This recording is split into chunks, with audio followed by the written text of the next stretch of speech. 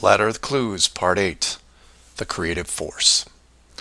This Flat Earth perspective takes a look at the design from the ever-present why standpoint, and although it will review some of the dome technical features already discussed, I'll try to do it from a different angle, or more specifically, why I might build it. Someone mentioned to me recently that while the dome was a very big concept, it made the world much smaller. Kind of like what Admiral Byrd expressed in an interview all those years ago. This someone also said that it made them sad, which I understood. And while I did what I could to comfort this person, I realized that I could have done more. So this video is for the people who look upon this world with their new eyes and start drifting into a state of melancholy. To preface, this isn't jail, nor are you lab rats.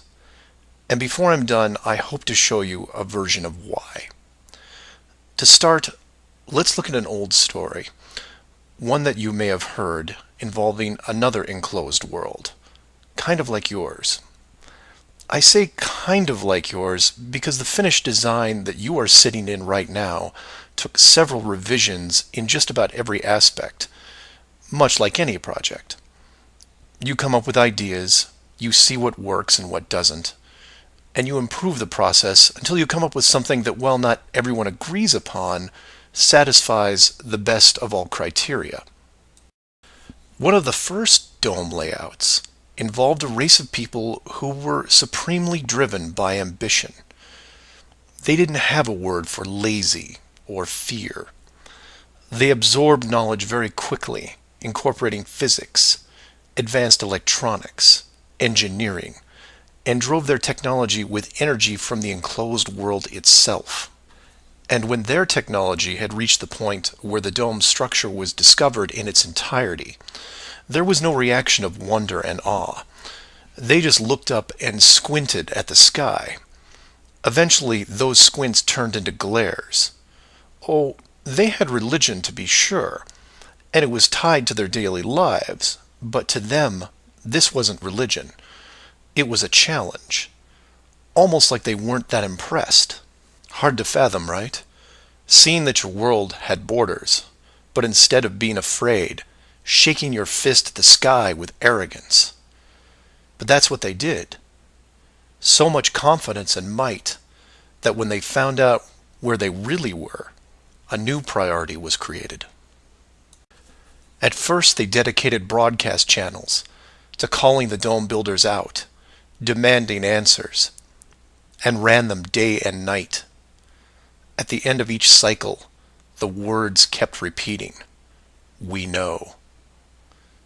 But arrogance ebbs at patience, and their demands were met with silence, which was taken as blatant dismissal. This fueled their ambition even more. The people withdrew all their efforts from breaching the outer barrier and formed a new plan. If the creators were not going to submit, then they would build a bridge and meet them at the gates. So a building was designed. But to call it a building was to call the pyramids a sand castle. It was the greatest structure ever conceived, at least to them. It was to be over 30 miles wide and hundreds of miles high, enough to reach the dome ceiling itself, where they would meet the builders face to face. They abandoned nature completely and pushed aside ecologic systems to accomplish their goal. They cannibalized entire mountain ranges, which they used to admire and love, to acquire the raw material for the awesome structure. The work crews built with flawless precision, and it was obvious that it was going to succeed. A bridge to the edge of the sky itself. The work would only pause long enough for the mighty armies below to look up and yell, "We come for you," so loudly that on a clear day you could actually feel the dome shake. And the creators, faced with their first great challenge, decided to start again. And the people were changed, their language fragmented so that the builders couldn't continue. The tower was dismantled, their technology removed and forgotten, and the people scattered. A new group was introduced to the dome, divided in every way imaginable, so that unity was next to impossible, and everything slowed down. Languages evolved and devolved into other dialects, and the languages produced text, which produced different forms of culture, and some amazing things began to happen, the most important of which was the arts. The dome builders saw the artistic pool develop into several distinct forms. Everything drawn in any medium on a flat surface. Everything molded that took on a three-dimensional shape. Everything that produced music. All things that make up the human form and motion. And all the written works. Pictures, sculptures, music, dance, literature, the arts. Driven by passion, it is the very essence of what is good in humanity. Once this was recognized, all dome methods put in place were to cultivate and enhance this process. Land masses were adjusted with geology and temperature to support every kind of terrain, with mountains, rivers, oceans, plains, forests, jungles, deserts, all of it stunning, all of it stimulating the human mind, nourishing it. And the modifications continued, with seemingly endless shades of weather. The sky was overhauled, a moon added, and layers upon layers upon layers of stars, so that one day, when the people were able to see further than their own eyes, there would still be something new to see. And the arts flourished, but there was a cost. The languages and division of cultures had put the population at odds, and wars were raging at regular intervals. The dome builders debated if the price was too high. Plans were drawn up to make more changes, until they noticed that the arts thrived even through the worst of conflicts, producing grace and beauty despite their burning world.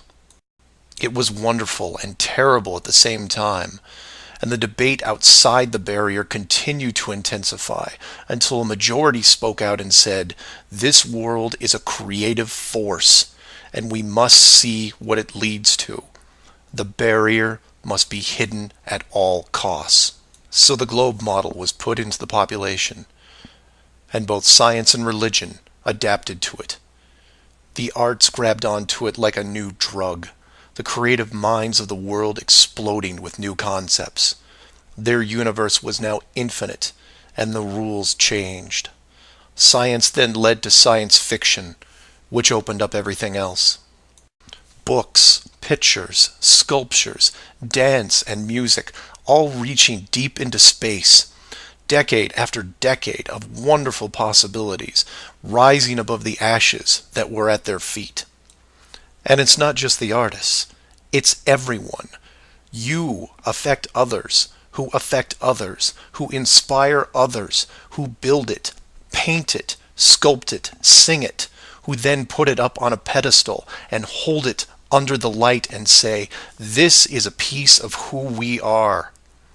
And for every one of them, there are hundreds of others who, for whatever reason, were unable to express the songs and images and stories that are in their heads. Imagination is far more important than knowledge because it is limitless.